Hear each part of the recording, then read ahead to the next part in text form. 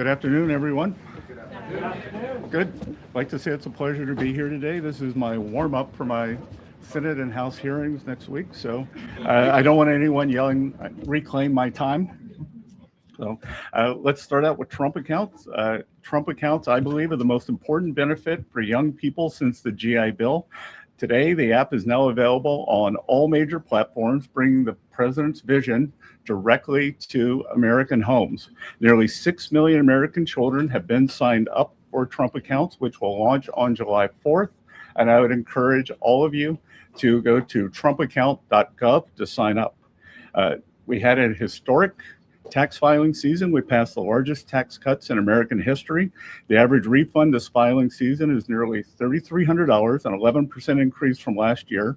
And importantly, very importantly, 62 million returns, 44% claimed at least one of the president's signature tax cuts. No tax on tips, no tax on overtime, the reduced taxes on Social Security benefits. 85% of our seniors paid no taxes, and the auto deductibility on loans for American cars. And to remind everyone, Democrats, every Democrat voted against those programs.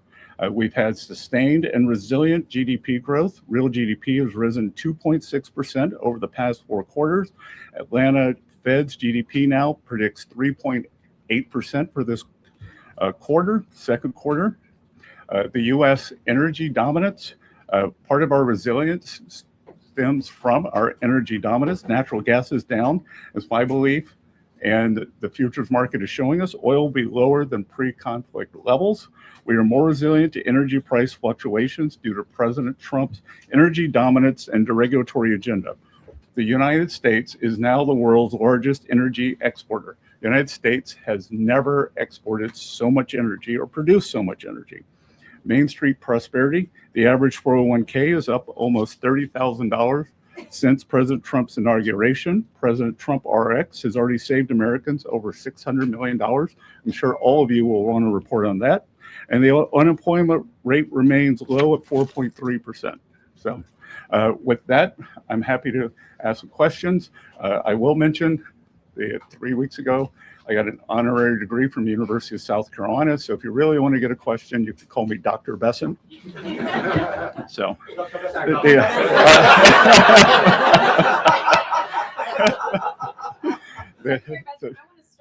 Trump accounts. You know, there's a lot of people, a lot of working class Americans that maybe don't have the financial expertise when it comes to stock markets and investing in general. In what ways are you guys simplifying this for all those Americans so that it's not just for one class of people, but all Americans can have it? Well, that's a great question, because 38% of Americans have no exposure to equities. They don't share in the great innovation, the machine that is the American economy. Our great capital markets drives our prosperity. So if your child is born during President Trump's administration, Treasury puts in $1,000 as a seed investment. We've also created 6 learning pods. So you can go online to the app that went up today and learn. And I think that this is going to be, I've been a big proponent of financial literacy, and I think this is going to be one of the greatest real-time financial literacy educations in history, because it won't be, there's a street in New York called Wall Street. This is what I don't really understand what happens there. American family is going to be able to look on their phone every day and see. And I think it's going to drive people to try to understand what they've got here. I think we're going to create a generation of shareholders. Ed. Thank you, Mr. Secretary. I guess first, well, we're starting to see this disruption of the oil supply and through the Strait of Hormuz affect economic data.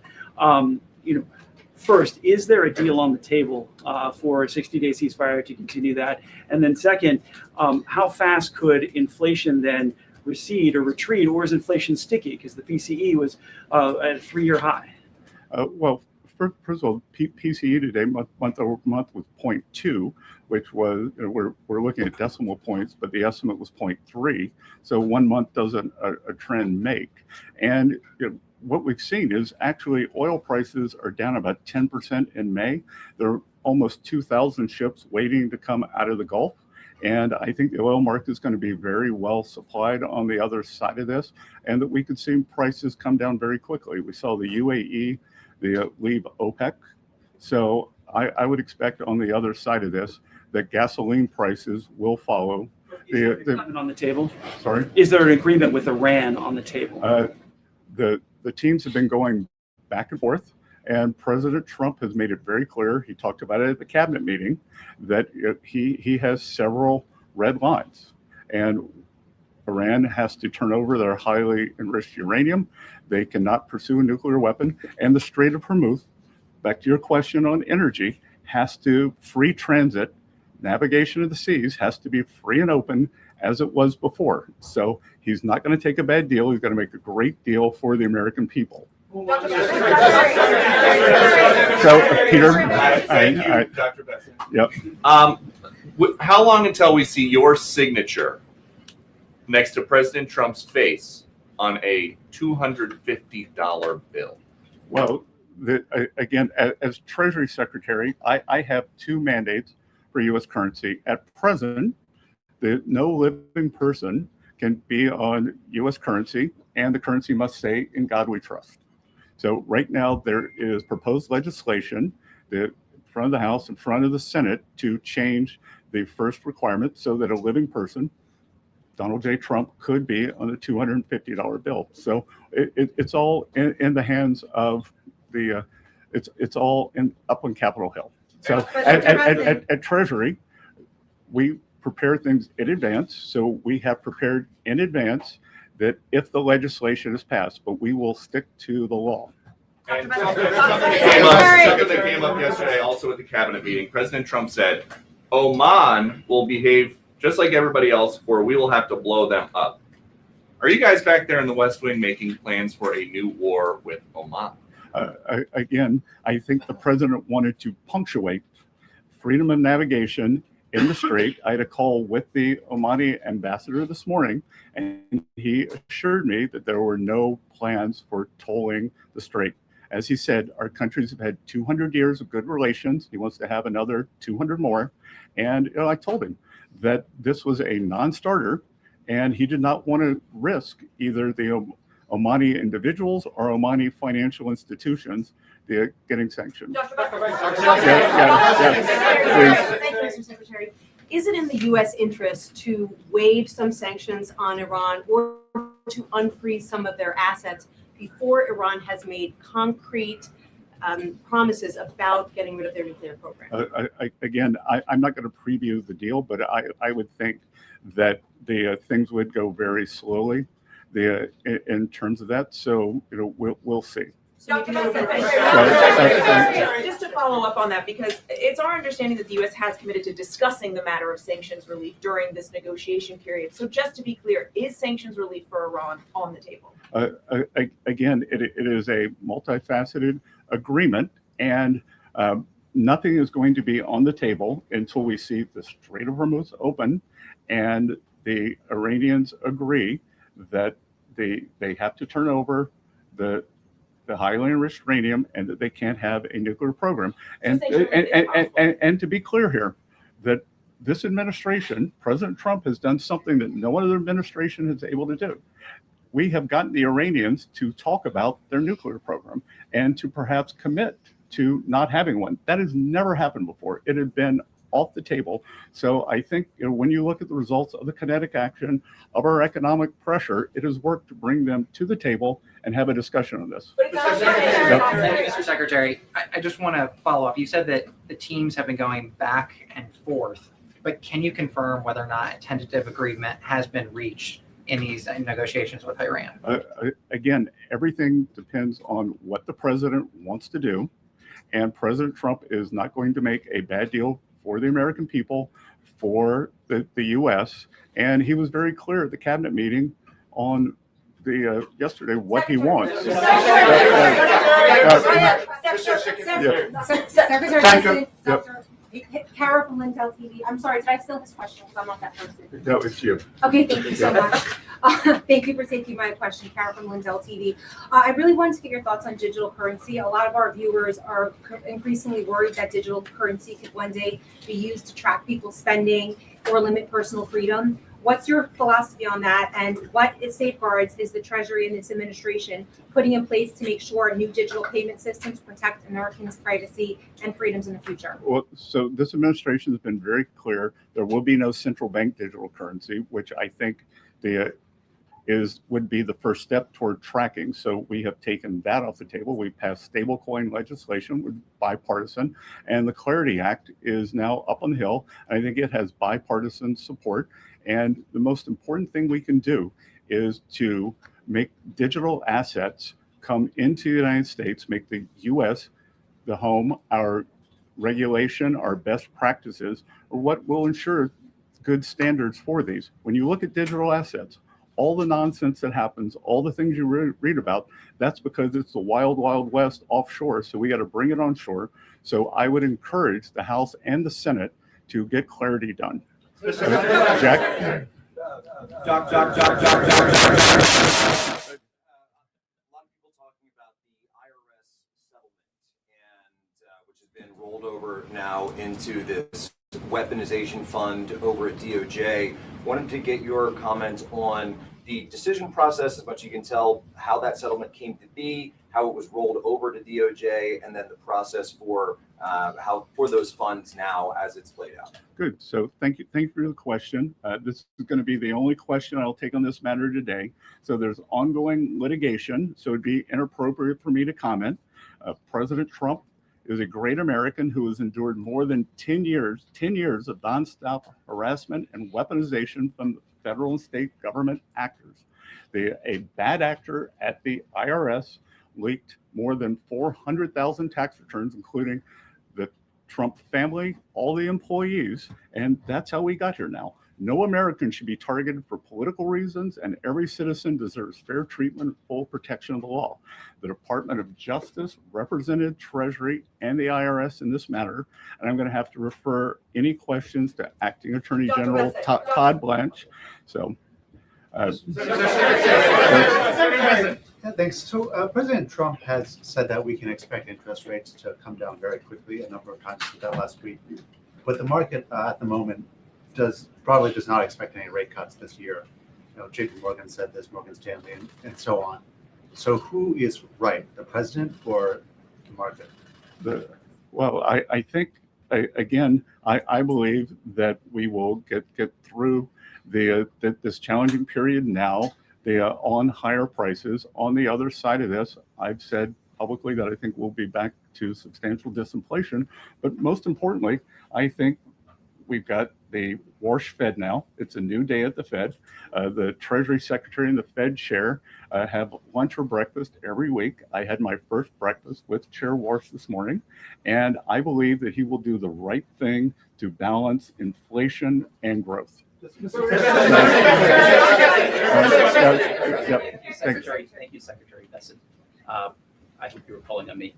Yes. So I'd like to ask you if you could provide a little more detail on what you're doing to shut down Iran's airlines, and also on sanctions relief. A senior administration official briefed reporters over the weekend that sanctions relief will be commensurate with nuclear concessions.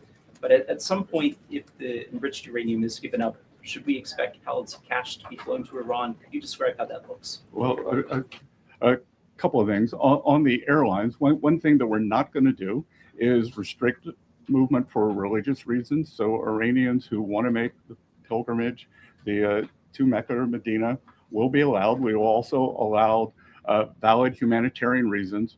But the other thing we can do is that when these airlines fly, they have to be refueled. They sell tickets. They pay landing fees. Anyone who accepts those, we will sanction. So they should be very clear that the state-owned Iranian airlines, they are outlaws and cannot do this. Secretary. you're the White House briefer today. I know you've been asked this already, but I'm wondering if you can just confirm on the record that there is a tentative deal that has been agreed for a 60-day extension of the ceasefire and then a continuation of nuclear talks. Again, it's always a mistake to get out ahead of the president. So it is all going to be the president's decision. I think that we can see that the president very clearly stated his three: the open the strait, highly enriched uranium, no nuclear program. So Are those things part of the temporary deal right now, sir? Are those three aspects that you just outlined part of the temporary deal that has been agreed? that if there can be no deal without those, why would there be a deal without those? Mr. Secretary, thanks so much for taking the time. President Trump at the cabinet meeting said he thought that reducing fraud would help to balance the budget. You put out the goal of getting the deficit to 3% of GDP. What's your timeline for achieving that? And how do you think what can you say to make the markets, given where rates are, like kind of process kind of what your plan and agenda is? Well, the GAO numbers, not my numbers, believe that there's about $500 billion a year of fraud. So could we very quickly get $250 billion of that? The budget deficit is approximately $1.8 trillion. So that would reduce the deficit substantially. If we could get that $500 billion number, I think it would engender confidence. You'd probably also go into a virtuous cycle as the budget deficit narrowed, interest rates would go down. No one reports it, but last year we actually had a fiscal contraction. Just to remind everyone, we inherited the worst budget deficit in history. We're not in a recession or not at war, 6.7%. We brought that down to about 5.5 or 5.4% this year. I think we can stay on a good trajectory. Mr. Secretary, without an executive order, does the U.S. government have adequate defenses in place to address the risk created by Anthropic's new AI models? We have great collaboration between all of the labs that have the large language models, but between the U.S. government and the labs. So, Thank you, Mr. Secretary. Yep. Is it me? Okay. Thank you, Mr. Secretary. Appreciate it. First, did you speak with the president before this briefing? Did he show any willingness to this 60-day ceasefire extension? I haven't seen the president today. And then I just want to follow up. When can Americans, the average American, and can the U.S. economy work for the average American without a deal with Iran? Again, I believe we've already seen oil prices come down substantially. We are pumping more oil than we've ever seen before. And as I said, these are short-term challenges that we will get over, and I think we'll move forward. In the white. Mr. Secretary, just to follow up. No, in the white. Oh, thank you, Mr. Secretary. Appreciate it. Given how much this upcoming midterm election will hinge on the economy, what did you think about President Trump's comments in the cabinet meeting yesterday saying he didn't care about the midterms? So you're calling President Trump a statesman. You're saying that he is taking a statesman-like position, that he has a core belief, and he believes that the most important thing is for Iran never to have a nuclear weapon. So I believe those things can be true, that we can do well in the midterms, that we perhaps have the makings of a deal here. And I believe that, and look, the economy, that it is challenging now, but unemployment is still low. Tax refunds were high, and consumer spending is still quite high. So in my private business over the years, I always looked at what were consumers doing, not what they were saying. And I'm in constant contact with the banks, and every income quintile is still doing well. Amen. Thank you, Mr. Secretary. On the $250 bill, Mr. Secretary, you said the legalities of it are up on Capitol Hill, but I just wonder what your opinion is personally. Do you think it's a good idea for the president to put his face on America? Again, the president doesn't do it. The House and the Senate have to do it. Secretary Bessent, right? Yeah, Secretary Bessent, what are the remaining assurances that President Trump needs to see in order for him to sign off?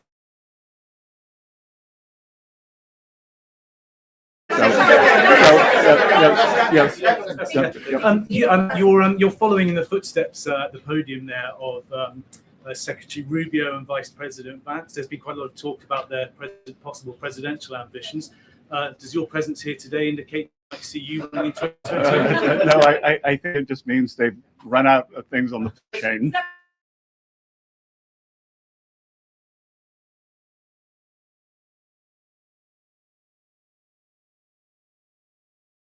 CENTCOM put out a statement that Iran that launched its ballistic missile towards Kuwait, calling it an egregious ceasefire violation. How can the administration still argue that a ceasefire is in effect? Again, with the Iranian government, we did not have regime change, but we changed regime.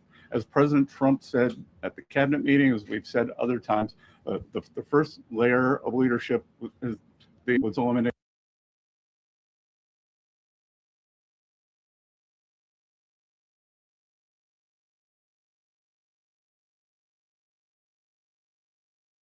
The second layer, and we're now at the third layer. And the way to think about it is the Iranian government, such as it is three pillars. It is the elected government, it is the IRGC, and it is the clerics. And they are having trouble communicating. So we are being patient. We do not have unlimited patience. President Trump always prefers a peace deal. So everything we have done thus far has been defensive. And at present, that is what we will continue doing. But if President Trump doesn't think he can get a peace deal, then kinetic is back. Thank you, Mr. Secretary. Are you hopeful that the oil prices will go down once this conflict is over, given the fact that the Strait of Hormuz remain closed, and by the time this oil gets to the major markets, could be 2 or 3 months? Again, we see that the market, I believe, is very well supplied right now. The market seems to be going into balance for itself. So I think that as the strait opens up, we're going to see this burst of ships come out. So we may actually see how quickly can it be refined, how quickly can it get to its destination. Thank you so much, Alina Shirazi from the Daily Mail. You wrote resilience on your cabinet note meetings. Several times the photographer zoomed into it. Are you trying to keep the president calm? Are you trying to keep yourself calm? Why did you write all those notes? So people could look over my shoulder, photograph them, and think they got a scoop. So, Is the United States considering a reconstruction program for Iran if a deal is signed? Again, I think we got to get to the deal before we get to the other side. Before we get to the you in the pink. In the red? No, in the pink. In the pink, thank you. Christina Londoño with Telemundo Network. Mr. Secretary, how effective do you believe the current Treasury restrictions have been in pressuring the government? And also, if you're in the room when those talks are being held, are there any plans to either tighten the sanctions or to ease the sanctions against the Cuban government to get some type of change? Again, that's going to be up to the Cuban government. That they can go up, they can go down. We bring humanitarian aid in, and they rejected it. So because they go through the corrupt system, so they could go up, they could go down. Carrot and stick, Secretary Rubio doing a fantastic job of managing this process, and we at Treasury are working with them. So in the red. Thank you. Reagan Reeves with the Daily Caller. I want to ask you about Antifa.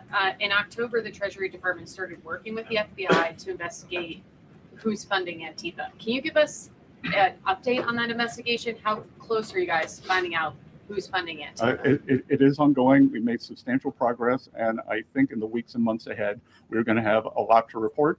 One thing that did go underreported that I would point out to all of you is the IRS is now giving guidance on the Form 990, which nonprofits they have to file. And we are going to encourage or demand that nonprofits know their grant recipients. So if a grant recipient is violent, if they are suppressing people's rights, then you are responsible for that. And I think that's a very good first step. Yep. There's new government data that shows that Americans are now saving a smaller share of their incomes than at any time over the past 4 years. Are you seeing signs that American households are dipping into their savings to pay for the higher costs of things like gas and groceries? And does data like that concern you right now? Well, so a lower academic literature would tell you lower savings rate can mean one of two things.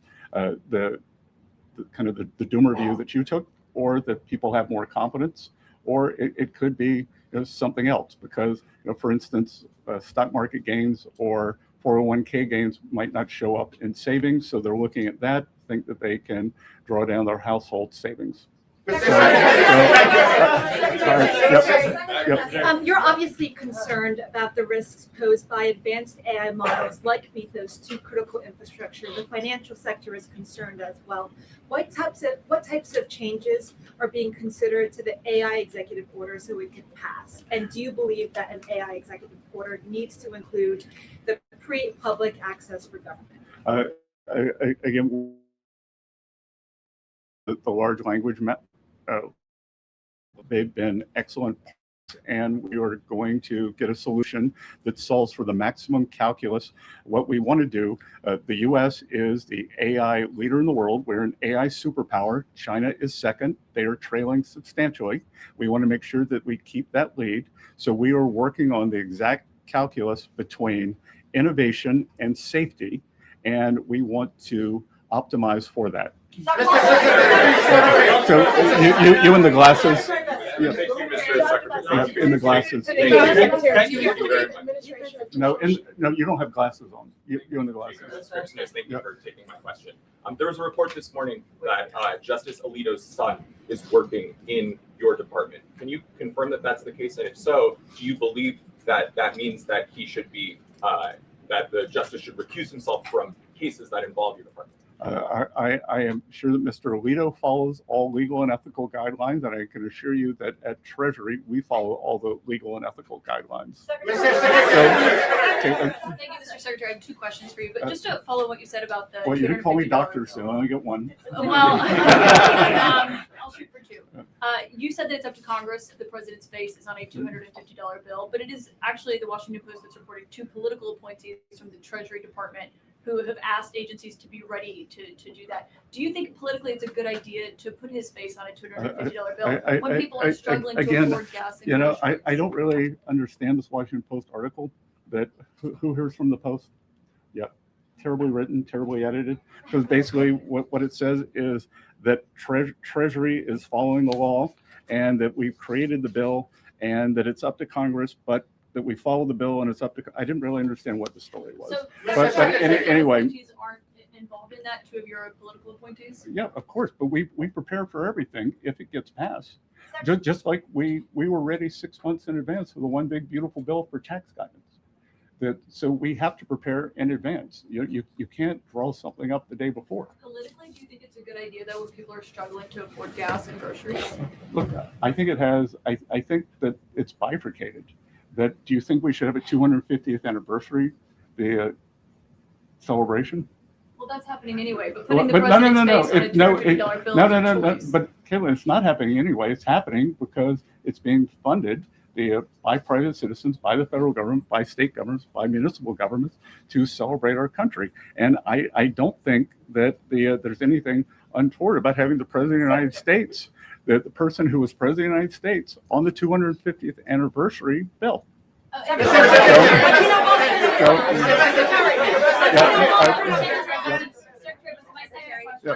No. On Russia sanctions, what you just commented on there, Mr. Secretary, about the $1.8 billion fund. Is it accurate that the General Counsel at the Treasury Department resigned over that? I will not be taking any other questions. I will not be taking any other questions. Wall Street. So. The scale of the assault from Russia on Kyiv in recent days, and the fact that diplomacy seems to have settled down there is Russia, Ukraine, or the U.S. What about sanctions? Is the U.S. considering sanctions on Russia at this time? Well, the U.S., this administration has put the hardest sanctions on Russia of any country. So let's review how the sanctions regime has gone since the Russian action on Ukraine. Biden administration put on what I would call mild sanctions because they were worried about gasoline prices going up into an election. It would be an unstatesmanlike sanctions. Probably the worst national security advisor in the history of the country, Jake Sullivan, in an act of bravery on his way out the door in January, they raised the sanction level on behalf of the Trump administration. We let those in situ when we took office.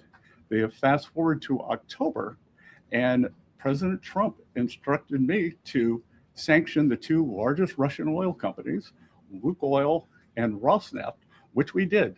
No other government has done that. So no one has done more sanctions than the Trump administration on Russian oil.